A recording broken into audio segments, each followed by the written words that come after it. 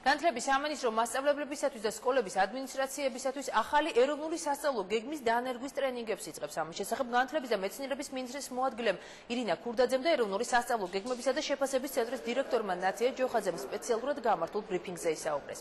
საქმის მასშტაბით 30-მდე სატრენინგო ცენტრში ივლისი-აგვისტოს თვეების განმავლობაში 8000-ზე მეტი დაწყებითი საფეხურის პედაგოგი და 500-მდე სკოლის დირექტორი სხვადასხვა საგნებში გადამზადებას გაევლიან.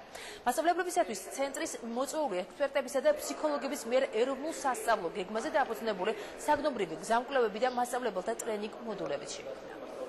როგორც დაწყებითი კლასის მასწავლებლებისთვის, ასევე სკოლის ადმინისტრაციისთვის ივლისის და აგვისტოს განმავლობაში 8000-ზე მეტ მასწავლებელს ექნება საშუალება, რომ გადამზადდეს ამ ტრენინგ კურსებზე და ჩვენ ვიმედოვნებთ, რომ ეს დაეხმარება ჩვენს მასწავლებელთა კორპუსს, რომ უკეთ განახორციელონ თავისი საქმიანობა სკოლებში. ეს არის ადმინისტრაციული ტრენინგი და სკოლების მოვლა-პატრონობის ტრენინგი დირექტორებისათვის.